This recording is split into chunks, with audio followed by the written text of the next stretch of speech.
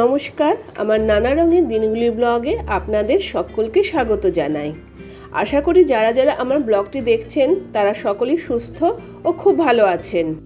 আজকে দুপুরে রান্নাটা তাড়াতাড়ি করে বসিয়ে দিয়েছি। রান্নাটা তাড়াতাড়ি করে অরিত্রকে নিয়ে যাব সেলুনে। দুপুরে আজকে রান্না করলাম ফুলকপি আলু দিয়ে ছানার কোপ্তা।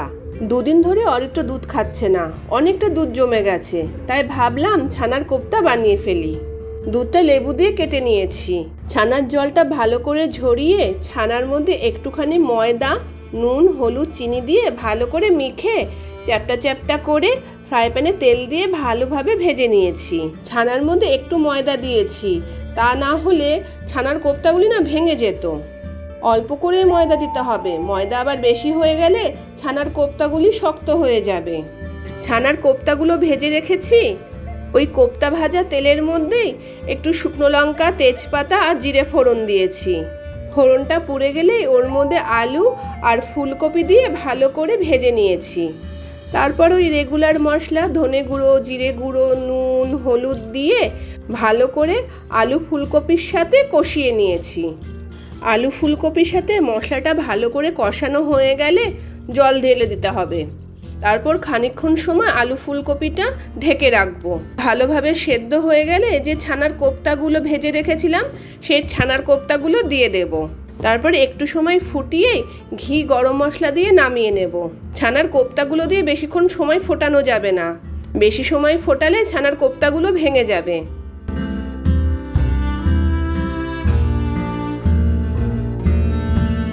আর বানালাম ঝিঙে আলু পোস্ত। নামানোর আগে একটু সর্ষের তেল দিয়ে দিলাম। পোস্ততে নামানোর আগে যদি একটু সর্ষের তেল দেওয়া যায় খেতে খুব ভালো হয়। ভেন্ডি, আলু, টমেটো, পেঁয়াজ দিয়ে ভেন্ডি ভাজা। এখন যাচ্ছি অরিত্রকে নিয়ে সেলুনে। আমাদের ফ্ল্যাটের কাছাকাছি একটি সেলুন আছে, ওখানেই অরিত্রকে নিয়ে যাচ্ছি। সেলুনে ভিড় ছিল না, যাওয়ার সাথে সাথে চেয়ারে বসতে পেরেছে। আগের মাসে অরিত্রর বাবার সাথে এসেছিল সেলুনে, তখন চুলটা এমনভাবে কেটে দিয়েছিল ও চুল কাটাটা একদম পছন্দ হয়নি, তাই আমি আজকে ওকে চুল কাটানোর জন্য নিয়ে এসেছি। দেখি আজকে চুল কাটাটা ওর পছন্দ হয় কি না। আসলে আজকাল যেভাবে চুল কাটে, কানের দুই পাশ দিয়ে চুল একেবারে উড়িয়ে দেয় আর মাথার উপরে চুল ঝুপড়ি করে রাখে। আমার বা অরিত্রর ওইভাবে চুল কাটা একদমই পছন্দ হয় না। আর আজকাল যেন ওইভাবেই চুল কেটে অভ্যস্ত হয়ে পড়েছে সেলুনের লোকেরা। যতই বলো না কেন একটু ভালো করে কাটতে, ঠিক কাটতে কাটতে ওই দুই পাশ দিয়ে উড়িয়ে দেয়। বারবার বলে বলে ঠিক করাতে হয়। সেলুনের লোকগুলোও যেন স্বাভাবিকভাবে চুল কাটতে ভুলেই গেছে।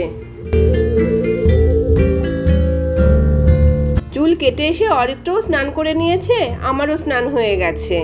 দেখলাম এখনো দুপুরে খাওয়ার সময় হয়নি। কবে সেই বৃন্দাবন থেকে রাধাকৃষ্ণ কিনে এনেছি, সেই মূর্তি দুটোকে একটু রং করব সেই সময়টুকু পর্যন্ত পাচ্ছি না। তাই ভাবলাম এখন যখন একটু সময় আছে রাধাকৃষ্ণ মূর্তি দুটি একটু রং করে নিই। যদিও বড়দাতে আর রাধাকৃষ্ণ মূর্তি পাতবো না, যখন শিফট করে নতুন জায়গায় যাব ওখানে গিয়েই পাতবো। নতুন জায়গায় গিয়ে ঘর গুছিয়ে উঠতে একটু সময় লেগে যাবে। এখন যখন একটু সময় আছে ভাবলাম মূর্তি দুটি একটু অল্প করে রং করেই নিই।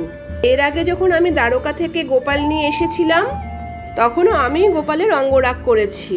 আপনারা তো দেখেছেন আমার গোপালকে কত সুন্দর হয়েছে। সেই রং তুলি সব কিছুই আলাদা করে রাখা ছিল, সেই রং তুলি দিয়েই আবার রাধাকৃষ্ণ মূর্তি কালার করছি। রাধাকৃষ্ণ মূর্তি কালার করে কেমন লাগছে আমাকে জানাতে যেন ভুলবেন না।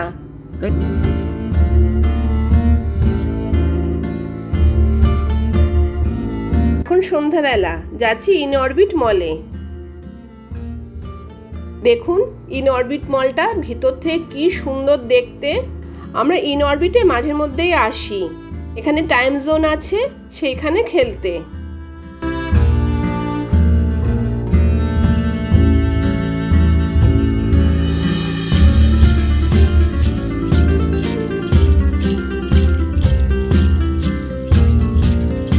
এখানে খেলার জন্য আমাদের কার্ড করা আছে। আজকে এসেছি কার্ডে যা টাকা আছে সেটা পুরোটাই শেষ করার জন্য। বরোদা থেকে যেহেতু আমরা খুব তাড়াতাড়ি চলে যাব, তাই কার্ডে যে টাকাটা আছে সেই টাকাটা আজকে শেষ করার জন্য এসেছি। এই টাইম জোনে আসার জন্য আর হয়তো টাইম পাওয়া যাবে না। এখনকার বাচ্চারা তো আর বাড়ির বাইরে গিয়ে খেলা করে না, আর খেলা করার জায়গাও ভালো পাওয়া যায় না। তাই মাঝে মধ্যে অরিত্রর বাবা সময় পেলে আমাদেরকে এখানে নিয়ে আসে। বেশ ভালো লাগে খেলাগুলি করতে। তবে আমাদের ছোটবেলার খেলা ছিল এক একটা অসাধারণ খেলা। বলুন, কত কি খেলা ছিল! লুকোচুরি, কানামাছি, ছোঁয়াছুঁয়ি, কুমিরডাঙ্গা, এরকম আরও কত কি বলুন। তবে এখনকার খেলা যতই মডার্ন হোক না কেন, আমাদের ছোটবেলার খেলাগুলোই ছিল বেশি ভালো। তবে আমি এখন সকালবেলা কিছু সময় প্রায় দিনই ব্যাডমিন্টন খেলি। এই যে আমরা টাইম জোনে চলে এসেছি। এখানকার বাকি খেলাগুলি অরিত্র খেললেও ওই ক্ল মেশিনের যে গেমগুলি আছে সেগুলো একদম খেলতে পছন্দ করে না। ক্ল মেশিনের মধ্যে যে জিনিসগুলি থাকে সেগুলি না বের করা খুব কঠিন, সেজন্য একদম খেলতে পছন্দ করে না। দেখুন, ক্ল মেশিনের মধ্যে যে জিনিসগুলো রয়েছে সব ভরা রয়েছে, একটুও খালি নেই। তবে ক্ল মেশিনের মধ্যে যে জিনিসগুলি থাকে সেগুলো দেখতে কিন্তু খুব সুন্দর হয়। এই জিনিসগুলো সাধারণত বাইরের কোনো দোকানে দেখতে পাওয়া যায় না। দেখুন পুতুলগুলি কি সুন্দর দেখতে।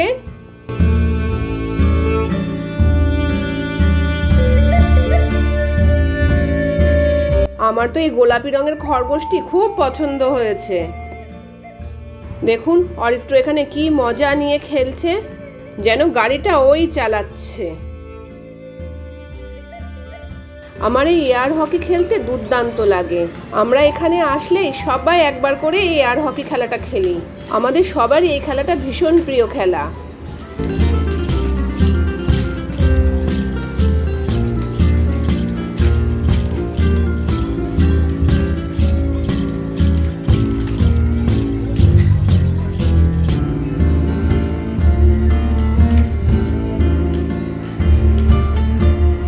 যতক্ষণ আমাদের কার্ডে টাকা ছিল ততক্ষণ পর্যন্ত আমরা সবাই মিলে খুব এনজয় করে নিয়েছি।